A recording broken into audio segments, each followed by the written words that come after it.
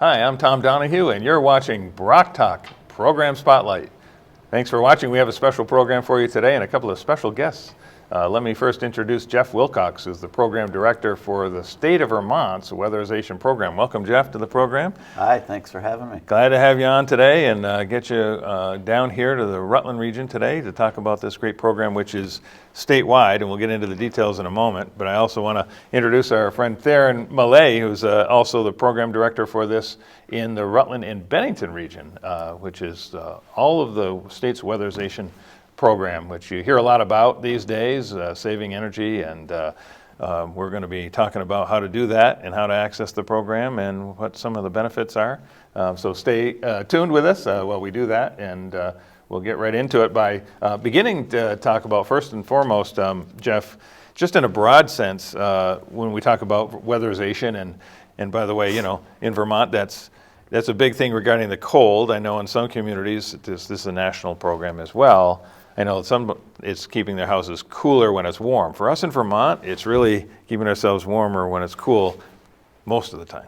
Right. So we want to talk about, first and foremost, sort of like what the mission is for the statewide weatherization program, which I know is heavily supported by both the administration and the legislature.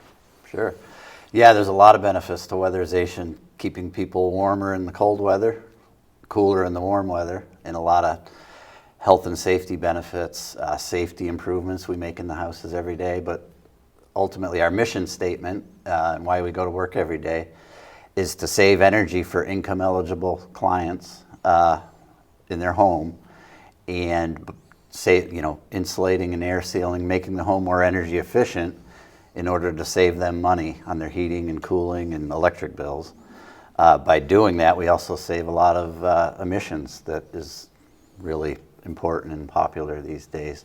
While doing that, we, like I touched on, improve the health and safety of the home. We do a lot of health and safety work, like improving the indoor air quality, installing bathroom exhaust fans, kitchen exhaust fans, improving the heating system. A lot of them don't vent properly, meaning the exhaust doesn't go out the chimney and actually comes into the home and can put carbon monoxide and bad fumes into the home. So we're taking care of the whole house, and whole house approach is kind of something we probably talk on a bit here, but it's more than just making the home warmer in the winter. A lot to it. Yeah, and for neophyte like myself, you know, when we talked about insulation, I think back to the old Pink Panther commercials, and you just roll out that insulation into the attic and then you're done. And this is not what this is. This is whole house, with the exception of particularly windows, I know, which is supposedly the least cost-effective improvement dollar-wise for your investment, which we don't do, but from a weatherization standpoint, it's you're doing basement to ceiling, and that's something that I learned more about, because back in the day, all I could think about is you roll it out in those little slots in the attic, and then that's it, right? But this is a whole different We don't do any of the rolling out of fiberglass insulation. We start at the top of the building and we air seal all leakage paths from the house, the living area, and the heated space to the attic. Air seal those with foam or caulking, and then only then, once that's done properly, and we test to make sure it's done thoroughly, we blow in loose fill insulation, typically cellulose, which is a much better insulator. It fills all the gaps and voids and actually performs much, much better. But the key is it's got to be an air-sealed attic, and we do a lot of training in our program. And then once you get the top sealed, you go to the bottom, as well as insulating empty walls, which is a huge issue. Okay. And a lot of homes still have empty walls, exterior walls. Yes. Which is like living in, like one of our folks in one of our agencies calls it living in a glass house. An uninsulated wall has about the same R value as a window, which is very, very low. Interesting. Yeah, I grew up in a brick house, so I understand, and it was nothing in between. A little bit better. So Tharon, talking about this and talking about the, what you're doing when you're you and your crews, that you're directing are out in the field every day and making that difference. Because I like to think of this as that win-win-win, which is, you're saving people money, you're saving and you're saving emissions, which you talked about, Geoff, which I think is the number 2 next to automobiles, with that heat going through the roof, and at the same time, we're literally, this is a wonderful statewide program where you're employing people in a real skill. This is a vocation for people, and they call it, I know now, weatherization science, because the technology has come so far, and the science of what you talked about, Geoff, is to how to make that home really perfectly insulated, but to a point, and I kind of want to go to you, Tharon, to a point so people understand that it's not, there is a design to it so that you do specifically per house, because every house is a little different, a lot of similarities, but especially in Vermont, a lot of houses are a little different from each other, that you do in such a way that the house still, and these are my terms because I'm the least knowledgeable about this program in the room today, but I use the term breathe, so the house still breathes, and because I think that you can do it wrong, is that right? Yeah, that's correct.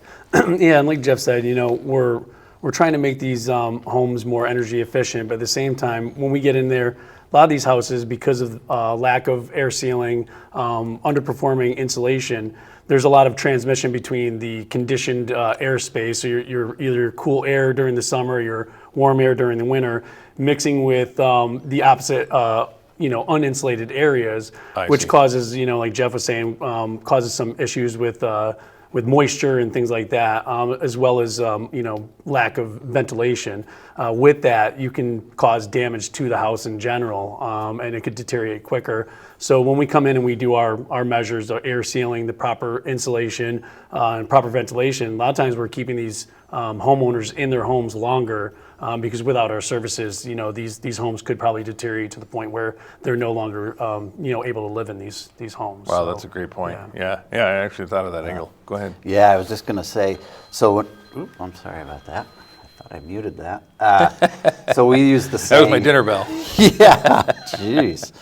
We use the saying, build tight, ventilate right. In our case, we're not building, but seal tight, ventilate right.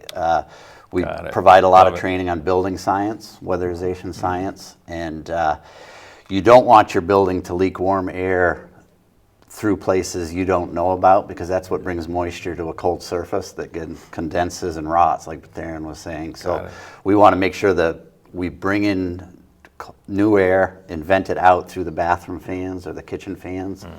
And we want to get it as tight as we can, but still make sure there's proper fresh air, but that all the combustion appliances draft properly. So every home we weatherize multiple times, but definitely at the end, we're making sure all combustion appliances are tested with all the exhaust fans and in the tightest mode of the house to make sure that the fans don't overpower the venting of the furnace or the hot water heater or the boiler. Wow, boy, it really is a science. You can do a lot more harm than you think by not being safe and doing all these testing, and that's what.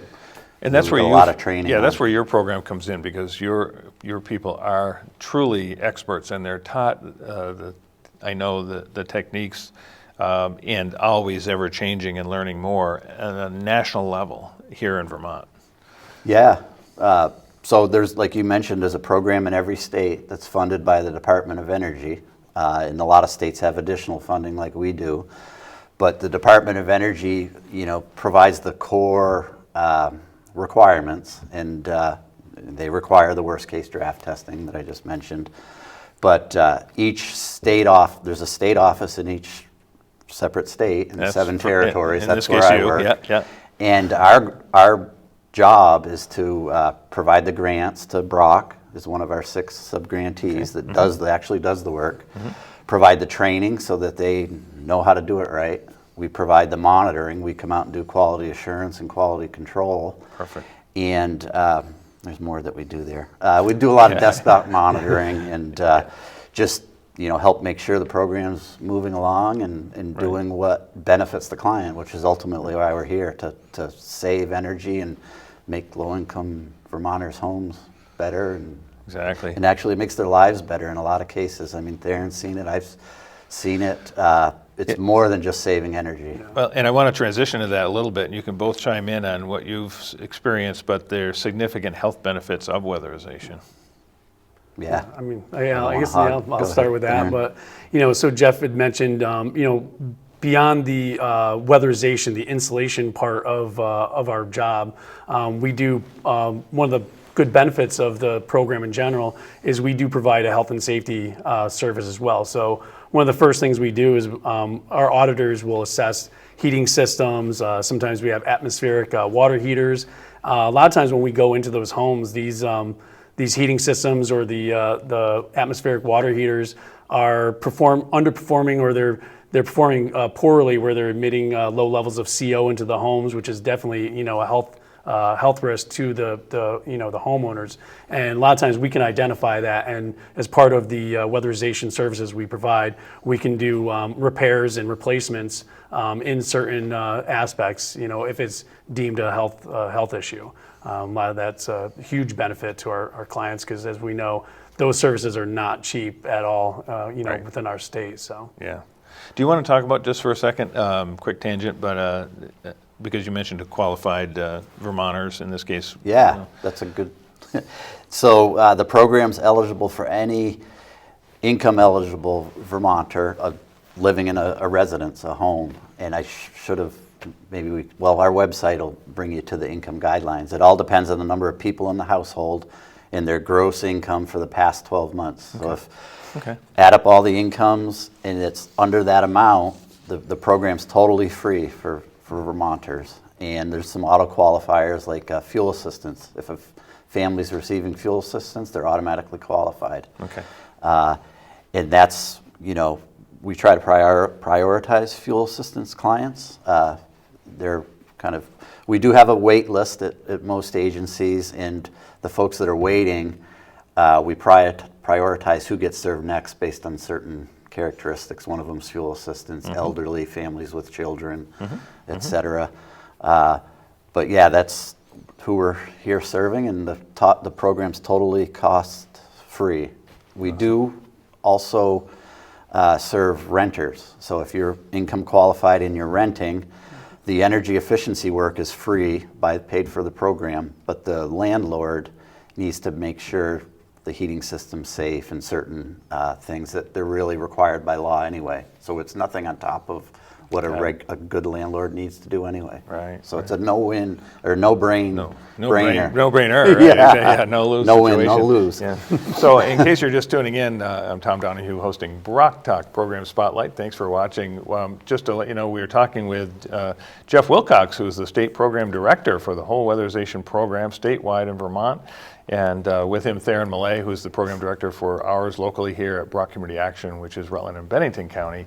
And they're the experts in weatherization. When I say experts, these guys are cutting edge on this technology, both the information and science of doing a home weatherization to the equipment that we're using is very, very impressive. And I learn something every day, even on this program right now. So, so I did want to ask one other thing. So one of the things we do is employ people, which is great, and put people to work in this vocation. And then also you do have an appeal out sort of also for subcontractors.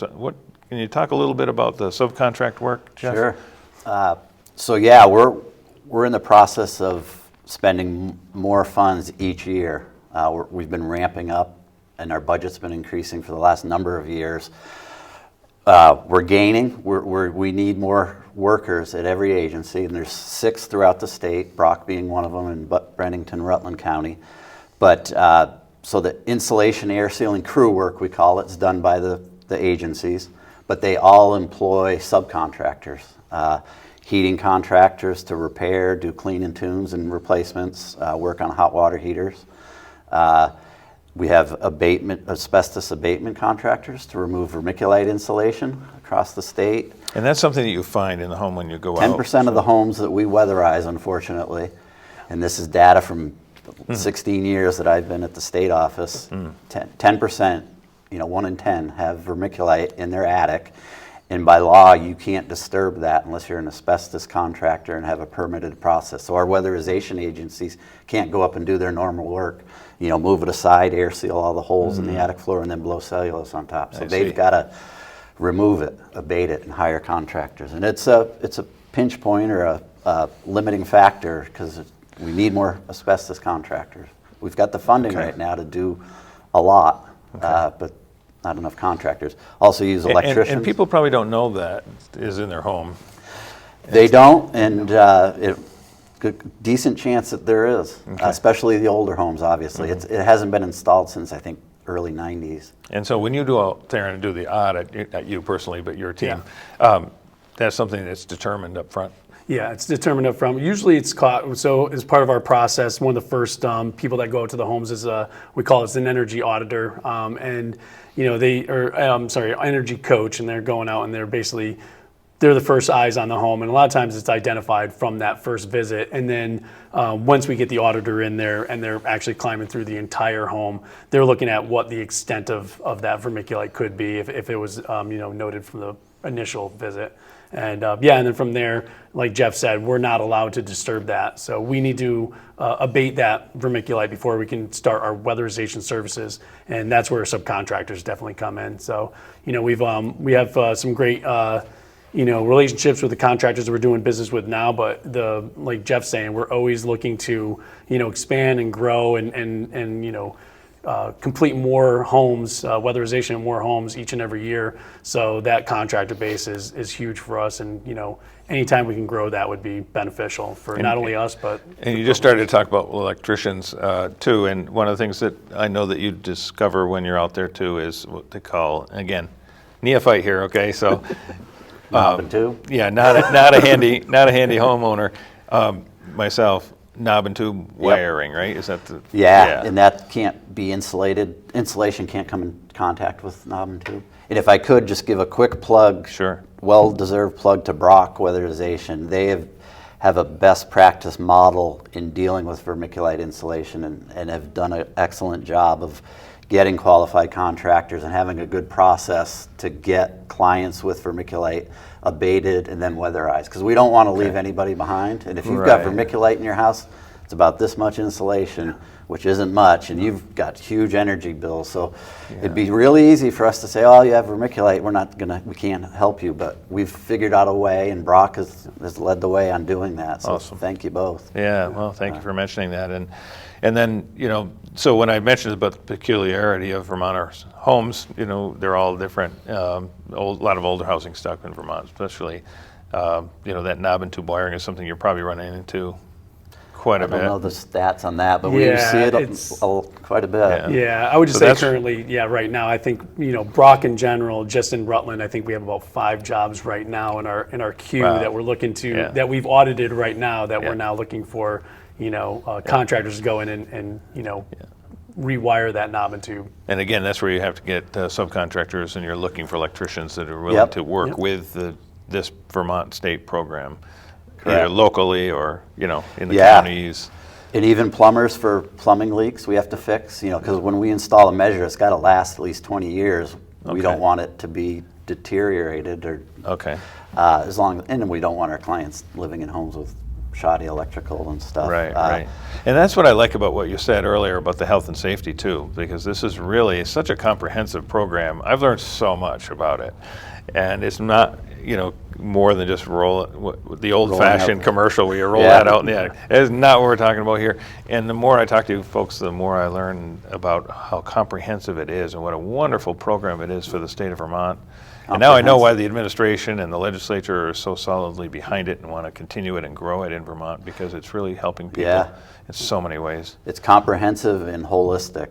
We can only weatherize a client once every 15 years. So we've, over the years, evolved to make sure that one time every 15 years, and it's less than that because there's so many people, Right. that we do the best job and touch the most in their lives as possible. So it starts with an efficiency coach visit where they kind of talk energy conservation and identify some other areas that the clients may benefit from other programs. We do it with a one-touch survey. So we connect them with any other Wow. programs that may help them. And That's awesome. and with ARPA funds, and we've did it before ARPA funds too, with some state weatherization funds. We have a home repair program and a vermiculite abatement program, and we've been doing wood and pellet stoves, energy EPA certified wood and pellet stoves for a client that would use them. and cold climate heat pumps and heat pump water Yes, heaters. right. And Yeah. those are installed in a client's home where it will work with the layout of their home, and they'll benefit, their utility bills will go down. So it's gotten really bigger and with an even bigger return for the So client. I got to ask a question off the cuff here, because I know in the past I've heard, Tharon, that one thing people need to understand about heat pumps is that they work to their full capacity, or you get the full value out of the investment on a heat pump if the home is weatherized and Yes. insulated. Yeah. Some people you put in a heat pump and don't have the house properly weatherized, you're really not getting an efficient installation. I mean, I'm again, my words. Yeah. Yeah. You guys are the experts, but Yeah. am I right on that? That really you should be thinking about when you do a heat pump to make sure the house is weatherized. Oh, absolutely. Yeah. There's a lot of people that they want to get into the heat pump technology, and that's great that they do that. But yeah, you definitely have to look at how the house, your house operates in general. And yeah, having a already sealed and weatherized home is just going to make those heat pumps work more efficiently and just lower the cost in general of running those systems and save you money. and save you obviously. money. Definitely, Yeah. that's so, and you'll be more comfortable as well. You won't feel those. Yeah, so I love that part of what you're saying, and one of the things that we talk a lot about is, of course, it instantly saves you money, and that's not even debatable. Yeah. It's just a matter of how much it saves you, but it instantly starts saving you money. Yeah. And the other is, to your point, Tharon, is that comfort in the home, that the house is much more comfortable, so your quality of living goes up Yeah. as well.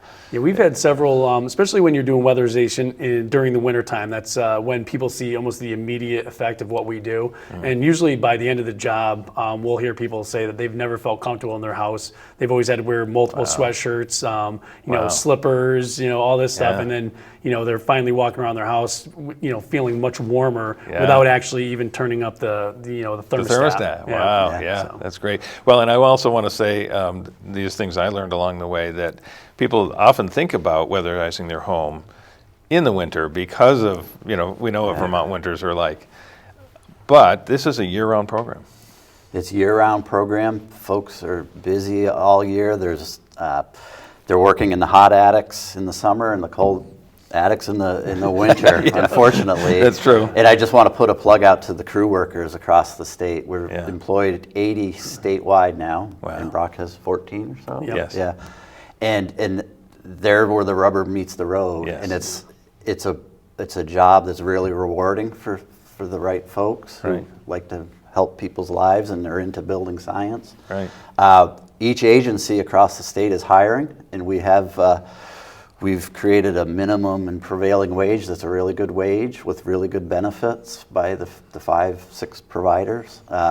So if anybody's interested, Right. inquire at that link. You can get it connected to each agency. Yeah, and I want to mention that for folks too that are watching, that again, you can always go to broc.org, BROC.org, but more detail too on the state website where Geoff is based out of, and that's www, of course. It's on the screen too, but dcf.vermont, so dcf.vermont.gov. And then if you're into // you can put in benefits, / weatherization. But I think when you also, you'll find that link if you just go to dcf.vermont.gov, and you'll be able to click on one of the tabs there that'll get you to the weatherization program. But there's a plethora of information there, which is really useful. Income qualifications, as well as more details about the program. And I want to turn to Geoff here for another second to talk about you mentioned statewide, the weatherization techs that are out there, 80 of them statewide now, but operating 5 different agencies. Right. And just if I could go back to one quick thing, you reminded us that we're also looking for heat pump good, okay. technicians Yep. and pellet and wood stove installation vendors. Okay. Yep. As well as purchasing and installing wood stoves and pellet stoves across the state. And a real good benefit of working for one of the agencies is it's guaranteed payment. Yeah. And Right. they're good to work with. Yeah. Yeah. And your question was? Well, regarding the agencies, so there's 5, and the reason I'm pointing that out, because your job is statewide. Yep. You head up the whole state. There's agencies in every region, so no matter what region you're watching this program from today, there's an agency that handles your region and will assist you. Right. So BROC is down in Bennington, Rutland, obviously, and then we have 4 other local programs that cover the 1 to 4 unit homes. CVOEO up in the Northwest, NIDO up in the Northeast Kingdom, Capstone Community Action in Central Vermont, and SEVCA in Southeast Vermont. Perfect. And we have a statewide multifamily weatherization provider within the last 2 years, and they weatherize all 5 or more unit homes, and they would 3E Thermal's their name, and they would serve the 5 unit homes down here. And they can still be accessed through their local agency, and then they'll connect with you and with them to make that happen. The local agencies would connect a property owner with 3E Thermal, or they can be found on our website as well. Perfect. Yeah. Because I think a lot of people will find this advantageous. I've always found that in some areas this is true to a certain extent, that sometimes things sound too good to be true, and therefore they say, no, there's got to be a catch. Yeah. Believe it or not, with this program, it really is free, it really is true, and it's not too good to be true. But I think a lot of people actually don't contact us because they think, no, that can't possibly be, because I know that we've rounded up or down, that on an average, we could be spending as much as $10,000 per home. So people think, how could I get $10,000 worth of weatherization for my home free? And by the way, if we're doing our jobs right, we're in and out of the home in the same week. So from one weekend not having a weatherized home to the following weekend, your home can be completely weatherized. The crews are in and out of the home and then that week, and you're done. That to me, again, as the least handy guy in the room, is amazing. Yeah, and it's funny that you mentioned that not believing that the program is completely free. I've been on that phone call with our clients throughout the steps, and they're like, okay, so when do I have to put in some money? And you're like, no, there is no contribution on your end. And they sometimes I have to mention that multiple times to the same client because they're just not sure. And I'm like, no, it's free for you. You've been approved to the program, and the services are now free for you. So there's no catch. I love it. Yeah, it's a great program for everyone involved, whether you work in the program. I've worked here 25 years, and it's a career with benefits, and you help people, so it's so rewarding, and you're working with great people across in your agency, and we get to know each other throughout the state because we have meetings with throughout the year. So we're all on the same team in Vermont, and we're all on the same team in the nation because there's a program in every state. So next week I'm at a conference in DC where the state offices get together, and we share best practice, and DOE will be there, and it's just a great supportive network and great place to work, I feel. But the clients who apply, it's just a no-brainer. There's a lot more non-energy benefits than there are energy benefits, which a lot of people don't understand. And the Department of Health in Vermont has been a really good partner with us, and they've done a couple of studies and papers to kind of quantify the non-energy benefits of weatherization, and they put a number to it, and it's more than the energy savings. Wow. So actually, we're doing it's called a Weatherization and Health Initiative pilot. Our office at DCF OEO with the Department of Public Service and Department of Health, and we're working with hospitals and NeighborWorks of Western Vermont from here in Rutland. Is the contractor, and we're trying to, and we are not just trying, we're weatherizing homes and then doing even more health and safety stuff. Like we're trying to reduce asthma for children in the home by replacing dusty carpet or what. There's a bunch of different measures that are a bit above and beyond what we'd normally do in weatherization. So even the regular weatherization we do has tremendous health benefits, and there's studies that show it. But this health initiative is going a little bit deeper to help folks in really severe, conditions like asthma. Awesome. So. Well, I just want to say thank you, Geoff Wilcox, for the leadership that you've shown statewide in this program. We've helped so many people in so many ways. It's commendable, and we appreciate you. Well, thanks. I enjoy working with everybody. That program, us at OEO, there's 6 of us in the weatherization program, and then we also do a lot of other things, non-weatherization. And, you know, we're a partnership. We've worked over 40 years, over 45 now, I lose track, with the local providers, BROC and the others. That's awesome. So it's a good deal. And well, and Tharon, I want to thank you for Rutland, Bennington County, and all the great work you and your amazing team have done for people in this region with this wonderful weatherization program, which we all appreciate, particularly in the winter, even though it works in the summer too. And we want to thank you all for watching. My name's Tom Donahue. I've been hosting BROC Talk Program Spotlight, and I want to thank, on behalf of Geoff Wilcox and Tharon Malay, PEG TV, for broadcasting this today. And check us out on the web at, again, dcf.vermont.gov or broc.org. Again, thanks for watching.